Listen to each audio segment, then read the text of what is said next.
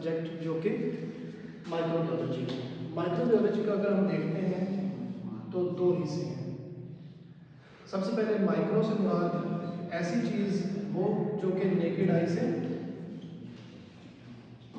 नहीं देखी जा सकती। ठीक हो गया पहले। सेकंड आपके पास आ जाती है बायोलॉजी। बायोलॉजी में स्टडी ऑफ लाइफ।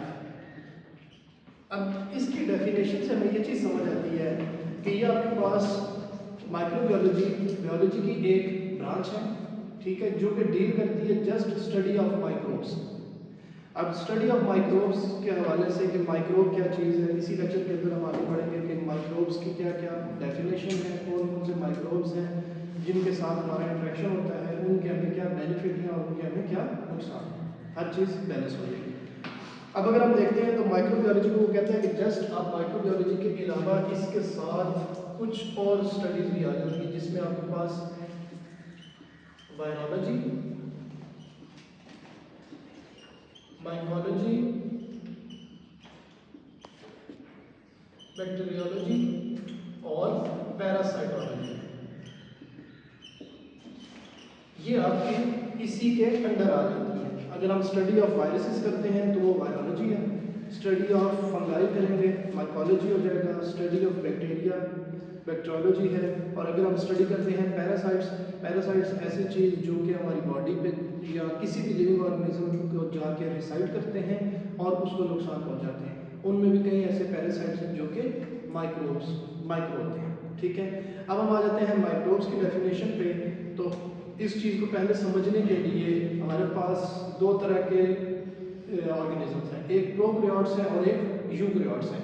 अब ये जो माइक्रो ऑर्गेनिजम्स हैं ये प्रोकैरियोट्स में से हैं। प्रोकैरियोट्स से क्या मुराद है कि इनके पास ट्रू न्यूक्लियस नहीं होता, न्यूक्लियस लाइक स्ट्रक्चर होता है लेकिन ट्रू न्यूक्लियस नहीं मौजूद होता। अब बैक्टीरिया सबसे पहले है, फिर आपके पास फंगाई हैं, फिर प्रोटिस्ट है, वायरसेस। अब वायरसेस के ऊपर फिर अगली बात आ जाती है कि बहुत से ऐसे करेक्टर्स हैं वायरसेस के कि जो कि इसको डिस्टिंग्विश करते हैं फ्रॉम अदर माइक्रो ऑर्गेनिजम्स।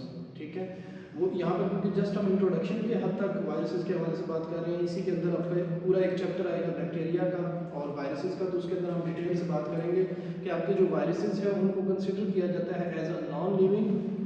अगर वो बॉडी से बाहर है तो वो नॉन लिविंग है, अगर वो बॉडी के अंदर चले जाते हैं तो उनको क्या कंसिडर किया जाता है, लिविंग, क्योंकि वो क्या करते हैं कि जिस भी होस्ट में जाते हैं उसका जो मैकेनिज्म है उसको यूज करके उसको नुकसान पहुंचाते हैं। ठीक है, अब अगर हम अपनी बात करते हैं कि हमारा माइक्रोब्स के साथ क्या ताल्लुक है, हमारा लाइफ में कहाँ कहाँ माइक्रोब्स हमारे साथ इंटरेक्शन आ रहा है, उसमें अगर हम देखते हैं तो आपकी इकोलॉजिकल बैलेंस, सबसे पहले इकोलॉजिकल बैलेंस, उसमें आपके डाइजेस्टिव सिस्टम से ही स्पेसिफिक एग्जांपल दूंगा। आपके जो डाइजेस्टिव सिस्टम है, जो गट है, उसके अंदर डिफरेंट माइक्रो ऑर्गेनिजम्स हैं जो कि मौजूद हैं और वो नॉर्मल फ्लोरा है। वो क्या है, normal flora. Normal in the sense है कि वो हमारी बॉडी के अंदर कुदरती तौर पर प्रेजेंट है और उन्होंने क्या करना है, डाइजेशन में हेल्प आउट करना है, डिफरेंट एंजाइम्स को एक्टिवेट करना है, जिसके अंदर हमारे पास इशर्शिया कोलाई, ई कोलाई और क्लोस्ट्रीडियम डिफिसाइट एक स्पेसिफिक एग्जांपल मौजूद है। अब वो है हमारी बॉडी के अंदर लेकिन नुकसानदेह नहीं है जब तक वो एक इन्वायरमेंट के अंदर बैलेंस में है। जब उस बैलेंस से वो आउट होगा तो तब क्या होगा, नुकसानदेह हो जाएगा। इसी तरह आपकी जो स्किन है इसके ऊपर भी आपकी डिफरेंट जो स्ट्रेप्टो फैमिली है वो इसमें मौजूद होती है, स्टेफिलोकोकस वगैरह, और वो भी क्या कर देती है, डिफरेंट माइक्रो ऑर्गेनिज्म को इटसेल्फ किल कर देते हैं और हमें प्रोटेक्शन प्रोवाइड कर देते हैं। ये तो हो गया हमारी लाइफ से। दूसरा आ जाता है कुछ माइक्रो ऑर्गेनिजम्स जो है वो प्रोड्यूस फूड्स एंड केमिकल। आपका फर्मेंटेशन का पूरा प्रोसेस है जिसके अंदर टोटल आपकी किस पे डिपेंड कर रहे थे हम, बैक्टीरिया वगैरह पर। फिर कुछ माइक्रो ऑर्गेनिज्म डिजीज भी कॉज करते हैं। अब क्योंकि हमारा जब हम इसकी बात करते हैं ना बैक्टीरियोलॉजी, तो हम इसको ज़्यादातर किस सेंस में बात करते हैं, डिजीज कॉजिंग बैक्टीरियाज। वो बैक्टीरियाज जो कि हमारी बॉडी को क्या करते हैं, डिजीज कॉज करते हैं। ठीक है, वो पूरी इसके अंदर आ जाएंगे। अब अगर हम आते हैं हिस्ट्री के ऊपर माइक्रोबायोलॉजी की, तो बड़ी स्पेसिफिक सी थोड़ी सी हिस्ट्री बताई गई है कि जो माइक्रोबायोलॉजी है उसको किस तरीके से क्वाइन किया गया, किसने सबसे पहले बताया कि इस तरह की कोई सब्जेक्ट है। अब माइक्रोबायोलॉजी के लिए सबसे पहले आपके पास क्या चीज़ होनी चाहिए,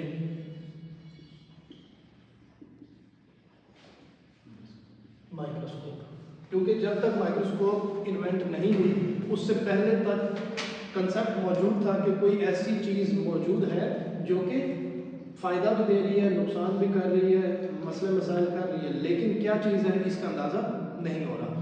फिर आपके पास माइक्रोस्कोप की अगर हम बात करते हैं तो रॉबर्ट हुक ऑलमोस्ट 17वीं सेंचुरी 1665 में फर्स्ट उसने man made hand made simple microscope बनाई, जिसके अंदर उसने आपका जो कॉर्क होता है लकड़ी का हिस्सा उसको उसने देखा, उसमें उसने सबसे पहले सेल को आइडेंटिफाई किया, फिर आगे फर्दर आहिस्ता आहिस्ता उसी वो क्या एडवांसमेंट आती गई और उससे पता चला कि ये जस्ट सेल नहीं है, सेल के अंदर फिर बहुत सी चीज़ें हैं और फिर हमारे पास माइक्रो ऑर्गेनिजम्स तक हम पहुँचे हैं। ठीक है, दो तरह के आपके पास हाइपोथेसिस हैं, बायोजेनेसिस और ए बायोजेनेसिस। बायोजेनेसिस है लाइफ फ्रॉम लाइफ और ए बायोजेनेसिस है लाइफ फ्रॉम नॉन लिविंग। ठीक है, तो आपके जो हाइपोथेसिस क्लियर हुआ है, जो माना गया वो बायोजेनेसिस है लाइफ फ्रॉम लाइफ। ठीक है, ये हो गया। अब आपके पास माइक्रो ऑर्गेनिजम्स के अंदर डाइवर्सिटी क्या है। अब डाइवर्सिटी के अंदर सबसे पहले जिसके साथ हमारा सबसे ज़्यादा कंसर्न होता है वो होती है बैक्टीरिया। वो क्या होती है जी?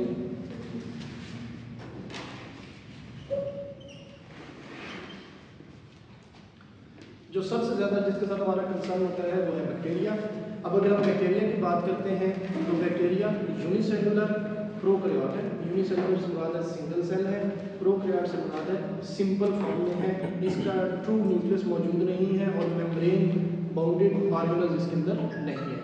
ठीक है, इसके अंदर साइज़ के हवाले से उसने बात की है कि 0.1 माइक्रोमीटर से लेकर 0.5 माइक्रोमीटर तक। माइक्रो इन सेंस होता है 10⁻⁻⁶, मतलब बहुत ही स्मॉल साइज है। और माइक्रोबायोलॉजी में है कि ये हम नेकेड आई से नहीं देख सकते, इसके लिए हमें किस चीज़ की ज़रूरत होगी? माइक्रोस्कोप। ठीक हो गया। फिर इसकी जो सेल वाल है उसके अंदर स्पेसिफिकली कुछ चीज़ें हैं, पेप्टिडोग्लाइकेन है। दूसरी हमारे पास आती है फंगाई, जो हमने यहाँ बात की ना, माइकोलॉजी, स्टडी ऑफ फंगस। ठीक है, वो भी आपकी है यूकैरियोटिक सेल है, लेकिन इसको जब हम स्टडी करते हैं तो न्यूट्रिएंट से ऑब्जॉर्ब होती है और इसकी भी स्टडी जब हम करते हैं तो वो भी माइक्रोबायोलॉजी के अंदर आती है। थर्ड हमारे पास आते हैं प्रोटोजोआ। प्रोटोजोआ यूनिसेलुलर है, classified according to their means of locomotion. और प्रोटोजोआ जो है वो असल में क्या कर होते हैं, वो डिजीज़ कॉजिंग एजेंट हैं जो कि हमारी बॉडी में, लिविंग ऑर्गेनिज्म में या ह्यूमन में कह सकते हैं, एनिमल्स में कह सकते हैं कि वो क्या कर रहे हैं, डिजीज़ कॉज करते हैं, प्रोटोजोआ। फिर आती है एलजी। एलजी भी यूनिसेलुलर है और कुछ मल्टीसेलुलर भी हो सकती है। और ये क्या करते हैं, एलजी भी आपकी प्रोड्यूस करते हैं ऑक्सीजन और कार्बोहाइड्रेट्स। लास्ट आपके पास जो माइक्रो ऑर्गेनिज्म जो कि हमारा असल में कंसर्न है, बैक्टीरिया और वायरसेस।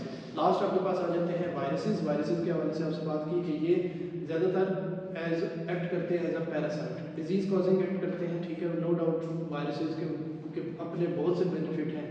वायरसेस एक्ट करते हैं एज अ वेक्टर, बहुत सी जगहों पे बड़ा फ़ायदा भी दे रहे हैं, लेकिन जब हम स्टडी कर रहे थे तो हम कंसर्न क्या कर रहे थे, डिजीज़ कॉजिंग वायरसेस के हवाले से। ठीक है, अब अगर हम देखते हैं कि आपके ह्यूमन अफेयर्स, हमारी बॉडी के ऊपर माइक्रो ऑर्गेनिजम्स क्या इफेक्ट दे रहे हैं या हमारे साथ किस तरीके से फ़ायदा दे रहे हैं या नुकसान दे रहे हैं। पहला उसका आता है माइक्रो ऑर्गेनिज्म एक्ट करते हैं एज अ डिकम्पोजर। डिकम्पोजर से मुराद है कि वो क्या करते हैं, जो भी डेड ऑर्गेनिज्म है उसको डिकम्पोज करते हैं। यही वजह है कि आपने नोट किया होगा कि कोई भी चीज़ है वो जिस वक्त रख देते हैं तो क्या होता है, 2-4 दिन 6 दिन के बाद वो एंड अप हो जाती है। माइक्रो ऑर्गेनिज्म उसको क्या करते हैं, डिकम्पोज करते हैं। डिकम्पोज करके उसको क्या कर लेते हैं, उसको कन्वर्ट कर देते हैं ऐसी चीज़ में जो कि इन्वायरमेंट फ्रेंडली हो। ठीक है, फिर हमारे पास आते हैं microbes as a nitrogen fixer. इसमें बैक्टीरिया है, बैक्टीरिया क्या करती है, नाइट्रोजन फिक्सेशन करती है। नाइट्रोजन फिक्सेशन करके उसकी फर्टिलिटी को बढ़ा देती है। ठीक है, तो आपका पूरा एग्रीकल्चर किस पे डिपेंड करता है, नाइट्रोजन फिक्सेशन बैक्टीरिया के ऊपर। जो डिफरेंट यूरिया खाद वगैरह भी इस्तेमाल की जाती है वो असल में क्या होता है, वो नाइट्रोजन फिक्सेशन को बढ़ाने के लिए होती है। फिर अगर हम देखते हैं माइक्रो ऑर्गेनिज्म को फूड इंडस्ट्री में, तो आप सुबह नाश्ते से लेके जो रात तक खा रहे हैं उसके अंदर फ्रीक्वेंटली हम क्या चीज़ें इस्तेमाल कर रहे थे, माइक्रो ऑर्गेनिज्म की मदद से जो फूड प्रोसेस हुआ हुआ है फर्मेंटेशन के प्रोसेस से। उसमें आपके पास चीज़ है, यीस्ट है, ब्रेड है, योगर्ट की आपकी एग्जांपल है बेस्ट घर में, उसने वो भी एग्जांपल दी है। उसके बाद केचप है, मायोनीज है, ये तमाम के तमाम ये सब चीज़ें आप नोट करेंगे कि रिसेंटली 40 50 60 ईयर्स से हैं, उससे पहले ये चीज़ें इस फॉर्म में नहीं थी जिस फॉर्म में आज हैं। तो ये क्या है, ये सब के सब माइक्रो ऑर्गेनिजम्स की मदद से उनकी प्रोसेसिंग की गई है और प्रोसेसिंग करके वो हमारे लिए फ़ायदेमंद है। ये होगी। फिर एक आपके पास माइक्रो ऑर्गेनिज्म के हवाले से जो हमारा है, डिजीज़ कॉजिंग भी ये खुद हैं और डिजीज़ प्रिवेंट भी एंटीबायोटिक, वो भी किससे हम प्रिपेयर करते हैं, एक्सट्रैक्ट करते हैं, माइक्रो ऑर्गेनिज्म से ही। ठीक है, तो हमारा जो कंसर्न है वो असल में लास्ट वाला टॉपिक है। हमने बैक्टीरिया और वायरसेस को डिटेल से पढ़ना है और फिर एंटीबायोटिक्स के ऊपर थोड़ी सी बात डिटेल से करनी है इस माइक्रो ऑर्गेनिज्म माइक्रोबायोलॉजी के सब्जेक्ट के ऊपर।